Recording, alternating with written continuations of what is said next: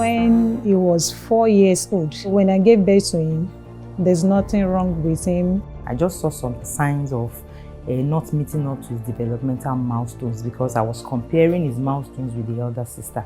Maybe he's a slow learner. That's what he's supposed to learn in 1 year, maybe it will take 2 years. And that was at the back of my mind.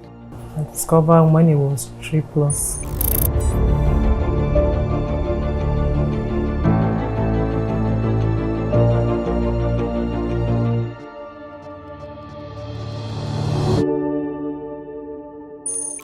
First, I did not know because that's my first child, and so I'm so naive. I don't know anything about how a child grows and when he's supposed to do it. But at the time when he got to it, he doesn't talk the way when it's supposed to talk. He was not sitting when he's supposed to sit, and all those. That's a developmental delay. A lot of things. I was already thinking that, well, the enemies that have been pursuing me have finally gotten me. We were thinking a lot of the spiritual aspects, and we were really down. I was down. In fact, even when the diagnosis came, it took me a lot of time to stop crying in the night. This your child. Hope is not something else. Hope you are not thinking that somebody else have taken your child to somewhere that you don't know. But to me, I don't normally go through that way. I was thinking maybe it was my fault.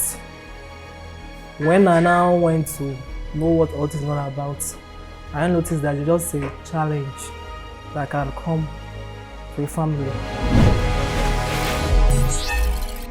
What really is autism and how is it diagnosed? Autism is a developmental disorder that affects children in 4 core areas. In the area of communication, that is expressive and receptive language, meaning that the child is not talking, or the child is saying something but you can't even understand it.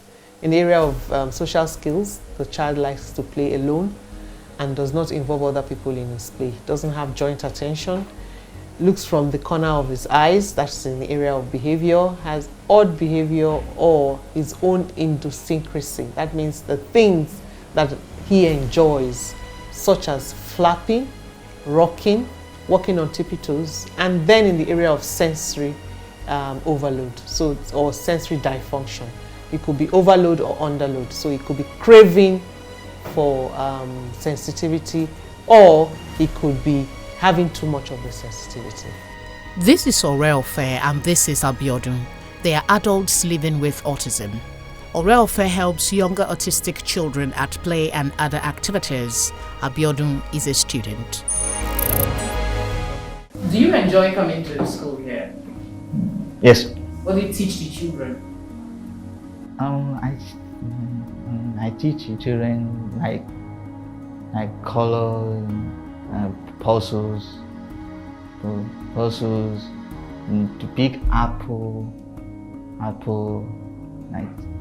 like square. People are nice to you? Yes. Okay. When do you go out on your own? No. Okay, so you always have somebody with you. Yeah. Do you enjoy teaching children? Yes. You enjoy teaching children? Yes. Why? Why do they make you happy? I did. So I'm happy. So I'm happy for them. My name is Abiodun Trombi Julio. I am 28 years old. I am a man. The name of my school is Patrick Speech and Language Center. The name of my friend are Kayede and Tonite. What do you do when you come here?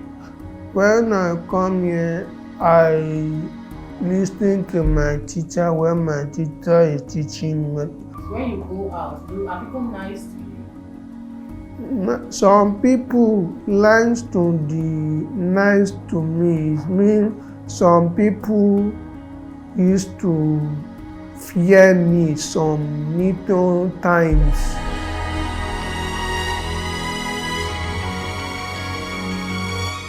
Let's not sugarcoat it. It is fact that raising these children and adults with this condition is far from easy.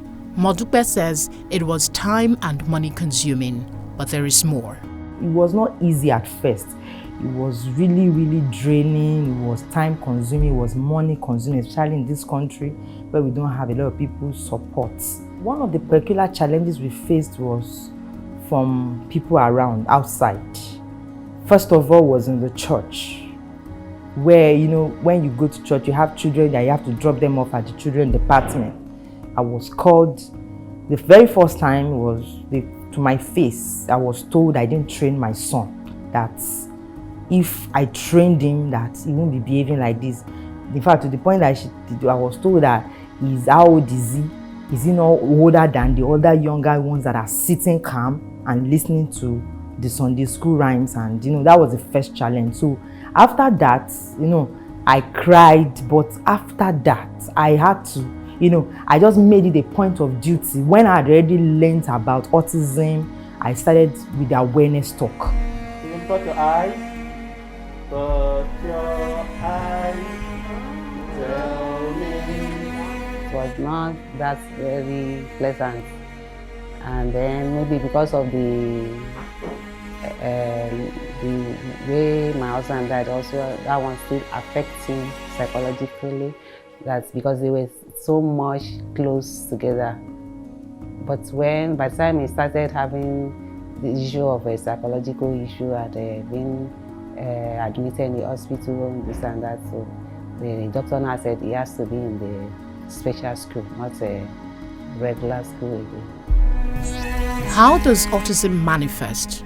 Are there types? Mrs. Akonde explains. Even though now the DSM-5 has stated that autism spectrum disorder is autism spectrum disorder, they don't want you to call. In the past, we used to have autism spectrum disorder. We used to have Asperger's syndrome, high functioning autism. Now they've put everything under an umbrella called autism spectrum disorder, and they have decided not to put any label to it. But in treatment, you have to have cadre of knowing where that child is on the spectrum. Some are mildly affected. For some children, 6 months down the line, you work with them, 1 year down the line, 2 years, the child has, you know, gone on to live a full and functional life. You would never even know that anything happened. You know, just a mild intervention, and then there are some that are moderate that would need a little more support, and then those that are severe. Being severe does not mean that it's a death sentence. It just means that the person is heavily affected, but with the right services, and timely, that's when we ask for early intervention. What are some of the misconceptions that continue to impede our progress with giving these children the kind of life that they should have?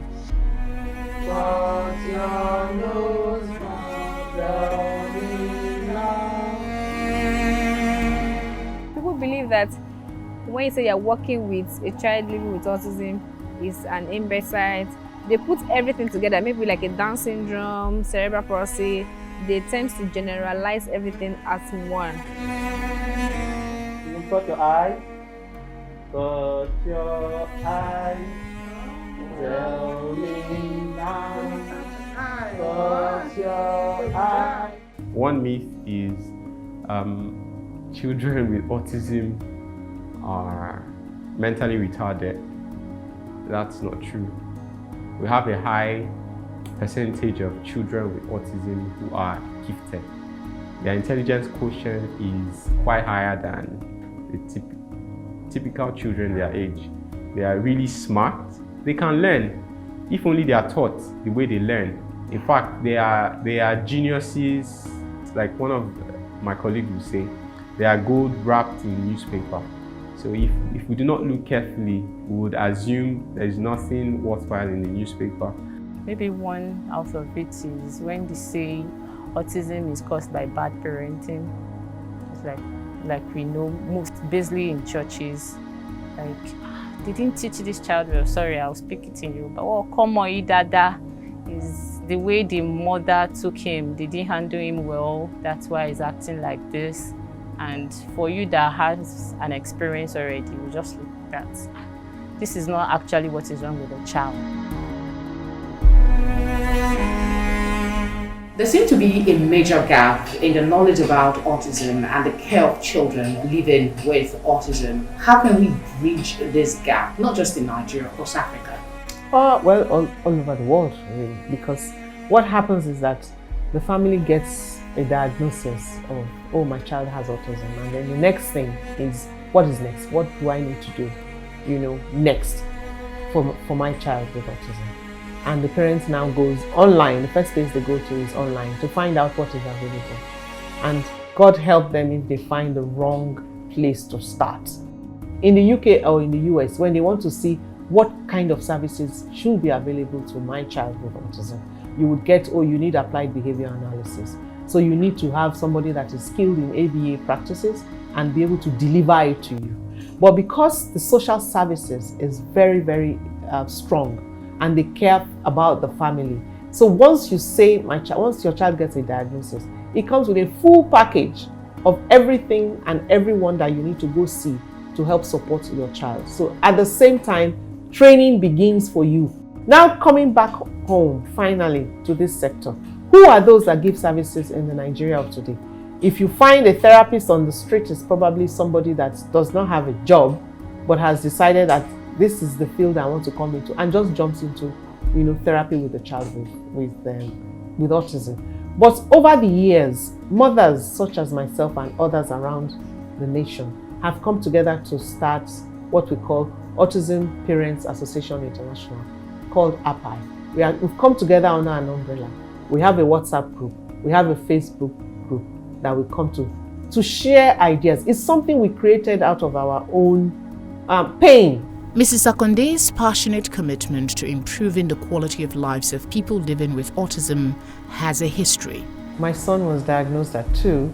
We had to work with him in a home environment because they didn't really have schools, special schools for children with autism. And I didn't want him mixed up with other disability because I knew that he's intellectually capable. I could tell from the things that he does at home. I could tell that this boy, there's something about him. I couldn't place it. I didn't know what it was. But I knew that if I worked hard enough, well, I assumed if I worked hard enough, and he would get to where, I would love to see, to become the person that I would love him to be. And when that happened, that was the miracle. That was the key that unlocked my purpose to drive autism awareness in Nigeria. This is the way I brush my teeth early in the morning. The boy is brushing. Good job.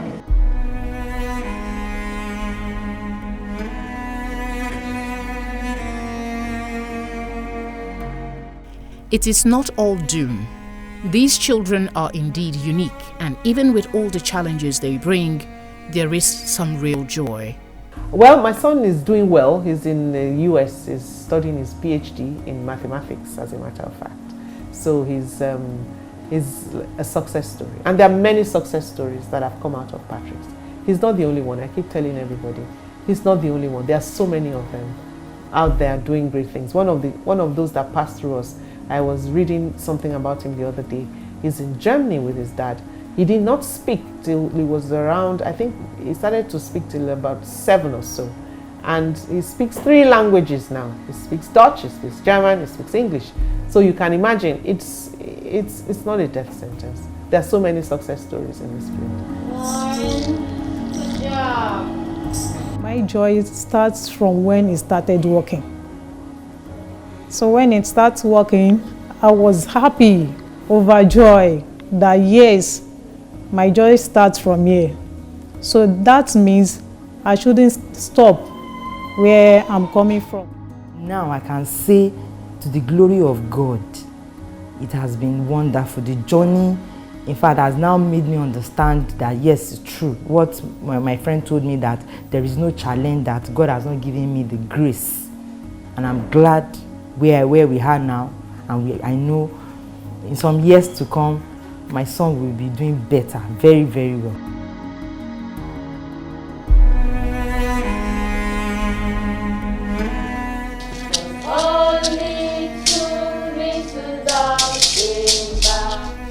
The teachers at St. Patrick's have some words for parents who might not be showing some real commitment by explaining how this affects their work. Parent involvement in therapy, in the therapy of their children, cannot be overemphasized, because at the highest number of hours, the therapist will spend 1 to 2 hours max with a particular child on a one-on-one basis, whereas the parent has over 16 hours with the child at home. Parents, they don't want to continue whatever we are doing in school at home. If I'm teaching a particular child or a young adult about laying of bed, for him to identify bed and bedspread, and for him or her to lay the bed, I expect the parent to continue that art too at home. By then, so we will have progress. In terms of in the aspect of the music, the child learn how to play musical instrument, some parents might say that, okay, my child plays trumpet, plays talking drum, plays keyboard, and you seeing the child, he cannot play anything. You're not giving them a report that the child is finding it difficult to play this, they won't believe. You understand? Since what they've been seeing at home, the child has been playing. And one thing about music, one thing about especially piano, one thing about piano is that even if you use any object, if the piano is on, just throw any object at the piano, definitely it will produce the sound. You understand? So some parents are very used to that sound, but the sound, is it meaningful? No. You understand? So some of we used to have issue with parents that, okay, my child does this, but his report says that I cannot do it, and we don't lie here. She is watching. Autism is not just a brain disorder like that. It's actually like, maybe I'll put it like, it's actually what is meant to be, because it's not just one. I see it that when something does not occur to just one person, it's occurring to several people, several races, and still autism. That means that it is here to stay. It's not a misconception anymore that this thing and that autism is not curable. It's not. You can't cure it. You can't use drugs to cure it. You can only manage. You use therapy to manage, and some can wear out of some behaviors that you see that are obvious. Maybe the ones that bite, the ones that cover hairs. With continuous therapy, you can have him or her reducing that, and you just be like, this guy is not having autism again, but it's just that as time goes on, as it grows, some will wear out of it. So it's not curable, just have to manage it.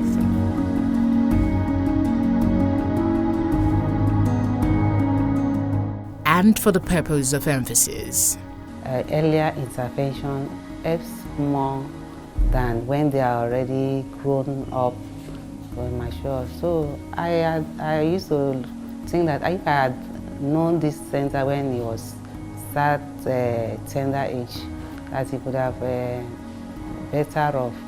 They have special way by which you can reach out to them. If you are able to come to that level where you understand that they have additional needs, additional love, additional care, everything is additional, different from a neurotypical child. If you know, you'll be able to approach them well, and they will be able to respond back to you.